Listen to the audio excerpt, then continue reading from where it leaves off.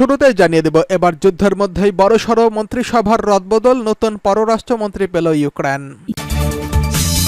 জানিয়ে দেব, ইসরায়েলকে অস্ত্র সরবরাহ বন্ধ করতে ভারতীয় সুপ্রিম কোর্টের আবেদন।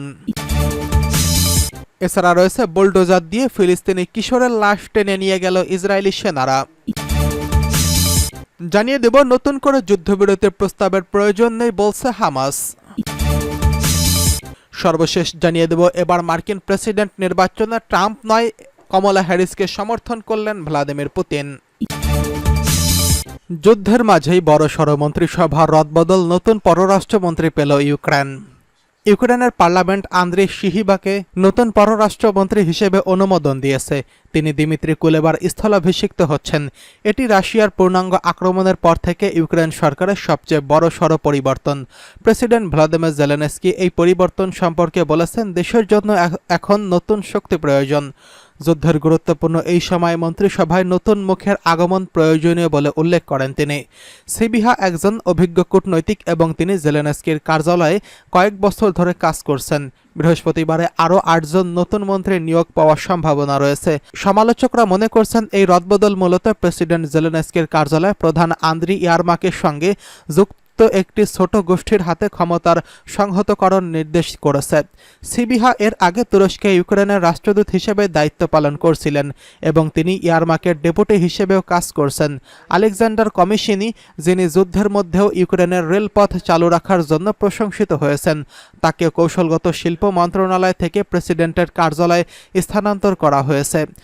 রাশিয়ার ক্ষেপণাস্ত্র আক্রমণ যখন বৃদ্ধি পেয়েছে, তখন এই রদবদল কিছু প্রশ্নের জন্ম দিয়েছে। এর আগে ইউক্রেনের বিভিন্ন শহরে রাশিয়া প্রায় প্রতিদিন বিদ্যুৎ ও অন্যান্য অবকাঠামো লক্ষ্য করছে। নতুন এই নিয়োগগুলো এমন সময় হয়েছে যখন জেলেনস্কি চলতি মাসের শেষের দিকে যুক্তরাষ্ট্র সফরের প্রস্তুতি নিচ্ছিলেন। তিনি মার্কিন প্রেসিডেন্ট জো বাইডেনের কাছে তার বিজয় পরিকল্পনা উপস্থাপন করতে যাচ্ছেন। এদিকে এবার ইসরায়েলকে অস্ত্র সরবরাহ বন্ধ করতে ভারতীয় সুপ্রিম কোর্টে আবেদন। ইসরায়েলকে অস্ত্র ও সামরিক সরঞ্জাম সরবরাহ বন্ধ করতে ভারত সরকারের বিরুদ্ধে দেশটির সুপ্রিম কোর্টে একটি আবেদন করেছে সে দেশের বেশ কয়েকজন সাবেক আমলা, সমাজকর্মী এবং খ্যাতনামা শিক্ষাবিদ। তারা ওই আবেদনে ইসরায়েলের অস্ত্র ও সামরিক সরঞ্জাম রপ্তানির উদ্দেশ্যে দেশটির যেসব কোম্পানিকে লাইসেন্স দেওয়া হয়েছে সেগুলোর বাতিল এবং নতুন লাইসেন্স দেওয়া বন্ধের দাবি জানিয়েছেন। বিশিষ্ট আইনজীবী প্রশান্ত ভূষণের মাধ্যমে বুধবার সুপ্রিম কোর্টে আবেদনটি দাখিল করা হয়।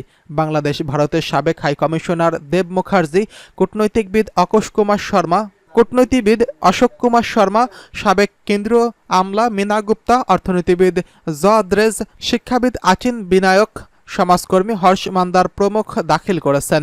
এতে বলা হয়েছে, গাজায় অবরোধের সময় ইসরায়েলের কাছে অস্ত্র এবং অন্যান্য সামরিক সরঞ্জাম রপ্তানির ভারতের সংবিধানে 14 ও 21 অনুচ্ছেদ লঙ্ঘন করছে, যেখানে সমান অধিকার এবং জানমালের নিরাপত্তা সুনিশ্চিত করার কথা বলা হয়েছে।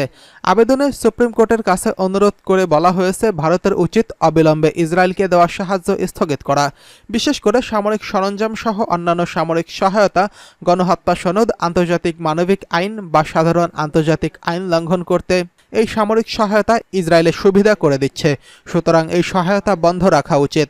ইসরায়েল যাতে ইতোমধ্যেই দেওয়া সরবরাহ ব্যবহার করে গণহত্যা চালাতে না পারে বা আন্তর্জাতিক মানবিক আইন লঙ্ঘন করতে না পারে, সেদিকেও ভারতের বিশেষভাবে খেয়াল রাখা উচিত বলে আবেদনকারীরা মনে করছেন।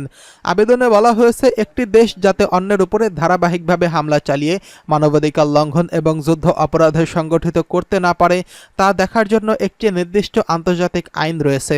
সেই আইন মোতাবেক ভারত এই অস্ত্র ও সামরিক সরঞ্জাম সরবরাহ করতে পারে না। 1948 সালের গণহত্যা সনদ অধীনে গণহত্যা প্রতিরোধ করতে নিজস্ব ক্ষমতার মধ্যে সব ব্যবস্থা নিতে ভারত বাধ্য বলে মন্তব্য করেছেন এই আবেদনে। এতে বলা হয়েছে, গণহত্যা সনদের 3 ধারায় বলা হয়েছে, গণহত্যায় রাষ্ট্রে জড়িত থাকা একটি শাস্তিযোগ্য অপরাধ। এদিকে বুলডোজার দিয়ে ফিলিস্তিনি কিশোরের লাশ টেনে নিয়ে গেল ইসরায়েলি সেনারা। ফিলিস্তিনের গাজা উপত্যকায় গত বছরের 7 অক্টোবর থেকে নৃশংসতা চালিয়ে যাচ্ছে ইহুদিবাদী ইসরায়েল। তাদের বর্বরতায় নির্বাক গোটা বিশ্ব। এবার প্রকাশ্যে এলো নতুন আরেক নৃশংসতার দৃশ্য। অধিকৃত পশ্চিম তীরে তুবাস গভর্নরেটের ফারা শরণার্থী শিবিরে 16 বছর বয়সী এক ফিলিস্তিনি কিশোরকে গুলি করে হত্যা করে ইসরায়েলি বাহিনী। এরপর তার মৃতদেহ সামরিক বুলডোজার দিয়ে টেনে নিয়ে গেছে ইহুদিবাদী সেনারা। বার্তা সংস্থা ওয়াফা এর তথ্য জানিয়েছেন। সংস্থাটি জানিয়েছে, সেনারা কিশোরটিকে বেশ কয়েক রাউন্ড গুলি ছোড়ে তাকে গালাগালি করে এবং অ্যাম্বুলেন্স ক্রুদের তাদের কাছ থেকে পৌঁছাতে বাধা দেয়। তারপর তারা একটি সামরিক বুলডোজার ব্যবহার করে তাকে ক্যাম্প থেকে টেনে নিয়ে চলে যায়। নিহতের নাম মাজিদ ফিদা আবু জেইনা বলে শনাক্ত করেছে সংস্থাটি। ইসরায়েলি বাহিনী তুবা শহরের একটি গাড়িতে বোমা হামলার সময় এই হত্যাকাণ্ড ঘটল। বৃহস্পতিবার ভোরে আরও 5 জন ফিলিস্তিনি যুবককে হত্যা করেছে ইসরায়েলি বাহিনী। এদিকে নতুন করে যুদ্ধবিরতি প্রস্তাবের প্রয়োজন নেই বলছে হামাস। ফিলিস্তিনের গাজা উপত্যকায় নতুন করে যুদ্ধবিরতির প্রস্তাবের প্রয়োজন নেই বলে জানিয়েছে হামাস। বৃহস্পতিবার এক বিবৃতিতে ফিলিস্তিনের স্বাধীনতাকামী গোষ্ঠীটি বলছে, যুক্তরাষ্ট্রের যুদ্ধবিরতির প্রস্তাব এরই মধ্যে মেনে নিয়েছে হামাস। এখন প্রস্তাব মানতে ইসরায়েলকে চাপ দিতে হবে। ধারণা করা হচ্ছিল, হামাস ও ইসরায়েলের মধ্যে চলমান সংকট নিরসনে যুক্তরাষ্ট্র নতুন করে একটি যুদ্ধবিরতির প্রস্তাব উপস্থাপন করতে পারেন। বিবৃতিতে বলা হয়েছে, গাজার দক্ষিণ ফিলাডেলফি করিডোর থেকে সেনা প্রত্যাহার না করতে অবিচল ইসরায়েলের প্রধানমন্ত্রী বেঞ্জামিন নেতানিয়াহু। এর মাধ্যমে তিনি মূলত যুদ্ধবিরতির চুক্তি প্রচেষ্টাকে ব্যাহত করতে চান। এতে আরও বলা হয়, নেতানিয়াহুর ফাঁদ ও কূটকৌশলের বিরুদ্ধে আমরা সতর্ক করেছি। আমাদের জনগণের উপর আগ্রাসন দীর্ঘায়িত করার জন্য তিনি চুক্তি সংক্রান্ত বিভিন্ন আলাপ আলোচনা ব্যবহার করেন। গত বছরের 7 অক্টোবর থেকে গাজায় নির্বিচারে আগ্রাসন চালিয়ে যাচ্ছে ইহুদিবাদী ইসরায়েল। এতে রিপোর্ট লেখা পর্যন্ত 40,691 ফিলিস্তিনি নিহত হয়েছেন। এই পরিস্থিতিতে গাজায় যুদ্ধবিরতির লক্ষ্যে হামাস ও ইসরায়েলের সঙ্গে আলোচনা চালিয়ে যাচ্ছে যুক্তরাষ্ট্র সহ কয়েকটি দেশ। এবার ট্রাম্প নয়, হ্যারিসকে সমর্থন করলেন ভ্লাদিমির পুতিন। রাশিয়ার প্রেসিডেন্ট ভ্লাদিমির পুতিন সম্প্রতি মার্কিন প্রেসিডেন্ট নির্বাচনে কমলা হ্যারিসকে সমর্থন করায় বিদ্রুপাত্মক মন্তব্য করেছেন। তিনি কমলা হ্যারিসের সংক্রামক হাসির প্রশংসা করে বলেছেন, রাশিয়া তার জয় দেখতে চায়। যদিও এটি সরাসরি রাজনৈতিক সমর্থন নয়, তবুও পুতিনের মন্তব্যটি বেশ আলোচিত হয়েছে। পুতিনের এই মন্তব্য এসেছে মার্কিন বিচার বিভাগের রাশিয়ার 2 গণমাধ্যম নির্বাহীকে বেআইনি প্রচারণার অভিযোগে অভিযুক্ত করার একদিন পর। পুতিন বলেন, আমেরিকান জনগণ কাকে ভোট দেবে সেটা তাদের সিদ্ধান্ত। তবে তিনি ব্যঙ্গ করে বলেন, বাইডেনের মতো তিনিও হ্যারিসকে সমর্থন করতে চান। তবে রাশিয়ার বিরুদ্ধে যুদ্ধ ইউক্রেনকে সমর্থন করার বিষয়ে ট্রাম্পের অপেক্ষাকৃত নমনীয় অবস্থানের কারণে মার্কিন গোয়েন্দা সংস্থাগুলো বিশ্বাস করে রাশিয়া প্রকৃতপক্ষে ট্রাম্পের জয় চায়। পুতিনের বক্তব্যে মস্কোর আসল ইচ্ছা ও ইঙ্গিত না থাকলেও হাস্যরসের মাধ্যমে হ্যারিসের প্রতি সমর্থন প্রকাশ করেছেন।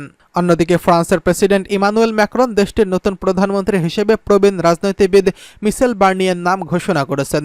73 বছর বয়সী বার্নিয়ে ইউরোপীয় ইউনিয়নের ব্রেক্সিট আলোচনার জন্য মধ্যস্থকারী হিসেবে পরিচিত। তিনি দীর্ঘদিন ফ্রান্সের রিপাবলিকান পার্টিতে রাজনীতি করে এসেছেন এবং ফ্রান্স ইইউ এর বিভিন্ন জ্যেষ্ঠ পদে দায়িত্ব পালন করেছেন। বার্নিয়ে নিয়োগ এমন একটি সময় এলো যখন ফ্রান্স রাজনৈতিক অচলাবস্থার মধ্য দিয়ে যাচ্ছে।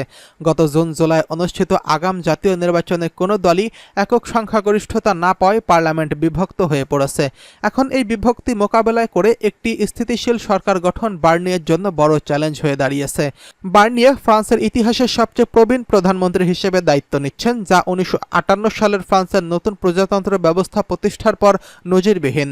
3 বছর আগে প্রেসিডেন্ট ম্যাক্রনের প্রতিদ্বন্দ্বী হিসেবে তিনি নিজেকে প্রস্তুত করেছিলেন, তবে শেষ পর্যন্ত নিজের দলেরই সমর্থন পাননি তিনি।